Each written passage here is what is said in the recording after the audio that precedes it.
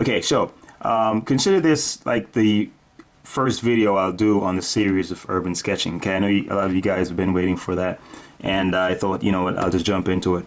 Now, I know a lot of people refer to it as urban sketching, and I guess that's like the catchphrase right now. That's a term that most people refer to it as. But the way I look at it, it encapsulates more than that. Okay, so I look at it as just sketching outdoors. Okay, so it isn't necessarily, you know, how I do it or what I term it or when I do it. I don't necessarily confine myself to an urban setting per se or a city setting. It can be anywhere. It could be in your backyard. Okay, I just look at it as like landscape sketching. Okay. Now, the thing is that I love about urban sketching or, you know, landscape sketching or scenery sketching, but let's say we're just going to use urban sketching for lack of a better term, okay, or a more popular term, is that it is so much to do. It's really, really fun. There's a lot there's a lot of different ways you can approach it. And that's what I'm going to try to do in the series. Like in every video, I'm going to try to emphasize one aspect of it that I think is important to address or be aware of when you're drawing. Now, I guess I figured it would be good to show you an image as a way of addressing this whole thing. Now, to start off with, right? Where should we start first? Let's start with discussing, all right, well, the medium. Now, it's fun to do with pen, okay? Because with pen, you know, the cool thing about with drawing in ink is that you can create really bold lines. You can create very loose lines. You can create high contrast if you want to. You can use, especially if you're using like a waterproof type of ink, you can use watercolor. After that, you can use pastels. You can use whatever other. You can combine it with a lot of other media. And also, you know, pen and ink allows you to draw in a way where you're not thinking about erasing. So you're not concerned with, you know, removing lines or making mistakes. You're just going along. However, you can also do your drawings with pencil and then go over it with ink, as I like to do, because I think when I do it with pencil and then go over it with ink, you have the option of really choosing what to emphasize on, you know. But the thing is, it's also fun to do with ink. So when you're doing with ink, you tend to capture a lot more immediacy. It's a lot more spontaneous, and you can really just capture things in the moment, which is also fun, you know. But as I said, you know, it's also fun to dabble with or sketch things out lightly with pencil and then go over it and choose what you want to, like, you know, emphasize and what you want to de-emphasize, what you want to put details in, and so on. And that can give you a little bit more creative latitude, you know. Also, it's even a good idea to sketch even with a ballpoint pen. I just have normal TD Bank pen here. And the thing is with ballpoint pens is that you can see this, no mark. And that's what I love about ballpoint pens is the fact that you can vary the pressure and create different values. So you can actually sketch with a ballpoint pen pretty easily and then go over it and deepen your lines, you know, as you start being a little bit more decisive about where you want things to be and so on and so forth. So you can really draw really light. And then as you're more sure about your lines, you start pressing. See that? So you can draw really, really light. Look at that. I'm just doing this by varying lightening my pressure. And then I can press harder and look. See that? Light, deep. See? So that's the cool thing about drawing with ballpoint pens. Now, I guess, you know what, since I'm talking about the lines here, let's talk about some little mechanics. Now, a lot of times you'll find that a lot of people will like frame their drawings. You know, they may frame it like that. Now, a lot of times you'll find that you may need to sketch in certain lines, okay? And really quickly, I'm just going to show you something, you know, that you might find useful. And it's that when I'm drawing, I think about using my arm in 3 different ways, and that allows me to create different types of lines. For example, when I'm working on details, I tend to move my fingers mostly, and I tend to hold the pen a little bit closer to the point. See, that allows me to have much more control over the tip, and I have a lot of precision. I can create a lot more precision. I can more precise mark making. See? So this is good for details. Now, whenever if I'm in like in a medium range, so for example, I'm trying to make lines like this, I start using my wrist. So first level of control is like my fingers, then my wrist, and then my entire arm, where my shoulder, my elbow is locked and everything moves. And I do that when I'm making general sketches for large areas. So if I'm just searching out the feel of something, you know, I will start, you see right now my wrist is locked, my elbow is locked, and my arm is moving as an entire unit.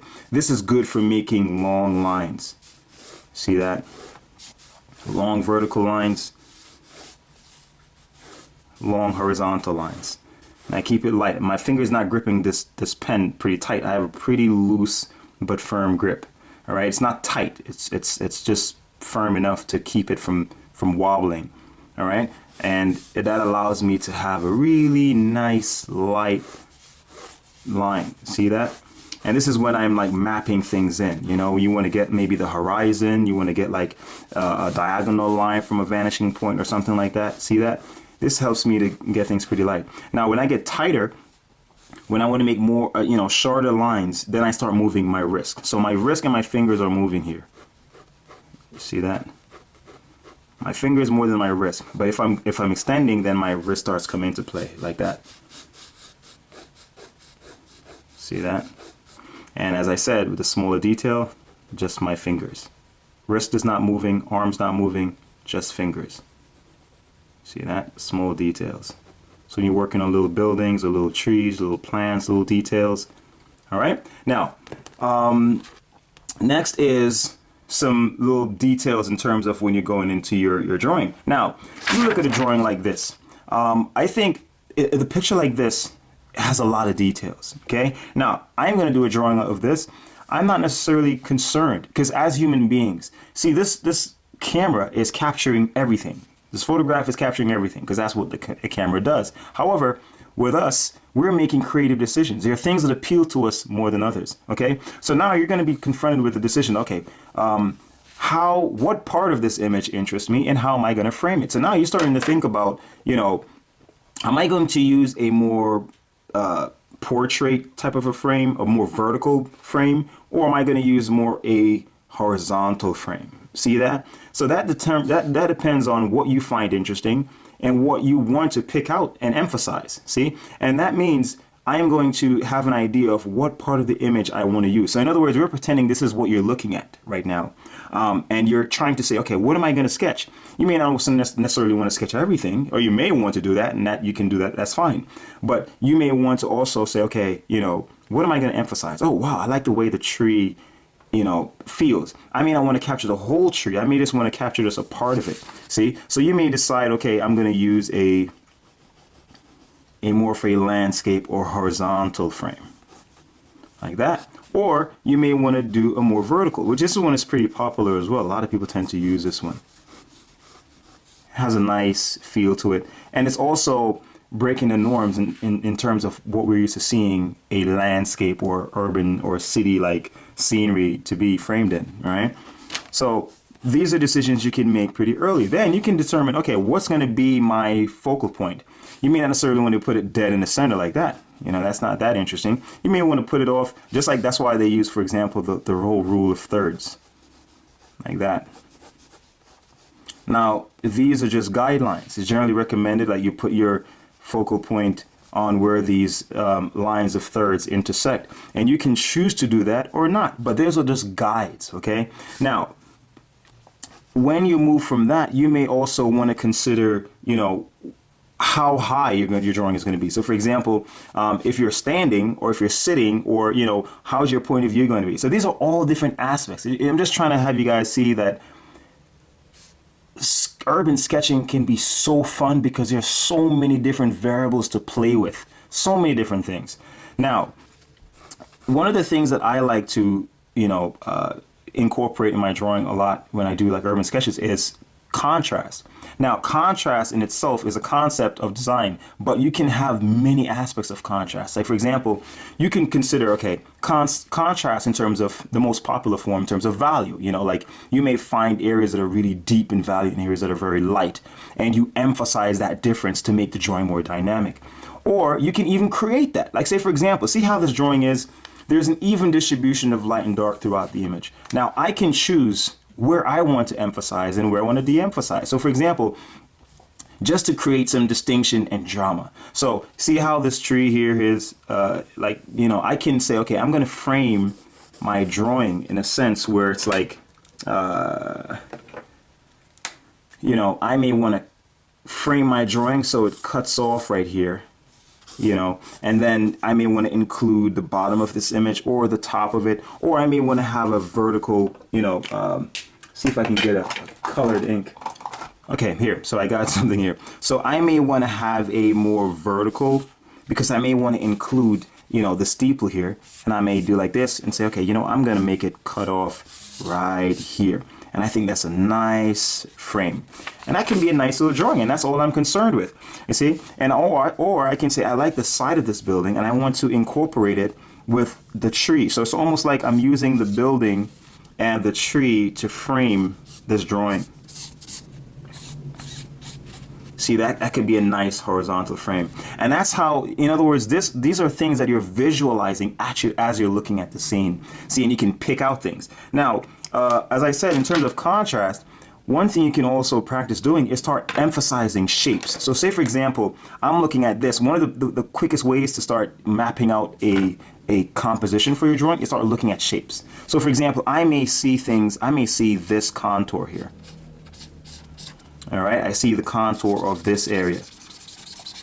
Right, and then I may also look and say, wow, I like the way this round area of the tree just seems to create this arc, right? And it's hanging over the heads of everybody else. Then, you know, you can develop that, and then, you know, you can choose to focus on what's in between. Or if I'm taking a more vertical, I may say, wow, I like the silhouette of this whole area. I like that, you know, and then I like how the shapes of the different buildings, you know, are right there.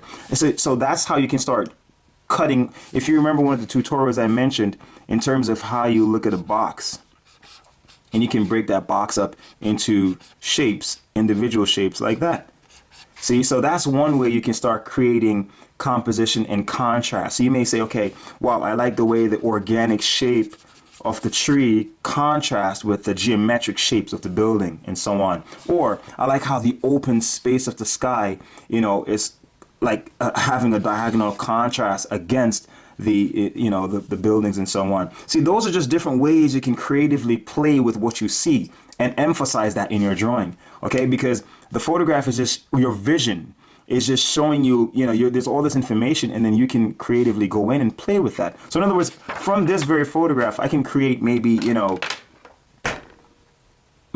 5 or more interesting drawings based on what the subject matter is that I'm focusing on. See, that's how you can have a group of people and they create a drawing of this very scene, and everybody's drawing is interesting in a different way because they chose something different to emphasize or explore, you know. So those are some of the things I'm going to try to, you know, address individually and in each video for you guys. So that way, in one, I may emphasize, you know, different aspects of contrast. Like I may address contrast in terms of value, or one in terms of shape, or contrast in terms of direction, contrast in terms of details and shapes and so on. And there's different ways you can explore this. So I think in this first one, I'm going to do a drawing of this scene, but I'm going to, let's see. I'm going to sketch it in pencil first, and so let you have an idea of how I'm approaching it, and, you know, how I'm actually, what I'm emphasizing and what I'm choosing to, you know, develop. Okay. So, you know, hopefully you guys will find this useful.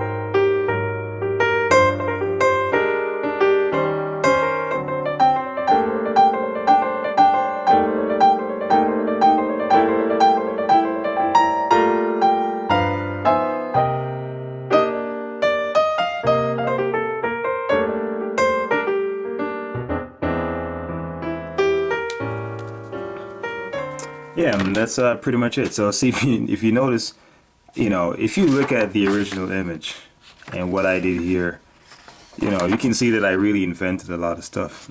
Some of the stuff I included, some I removed. Like if you notice the way I treated this block here, this building to the side. See, I just showed a part of it and I just blocked it out. So I just flattened the value so it acts more like a foreground and pushes this area in the back. And now your eyes don't wander here too much, but it goes directly. And I also strengthened these lines so you can go straight to the center here. And also, this is not in the picture. I actually just created that just to, kind of frame the image and just add some variety. So your eyes are, kept in this area. So, that just gives you an idea of how you can, look at a scene and emphasize things that you think, is interesting. And, this is just the beginning of the many things you can do. All right.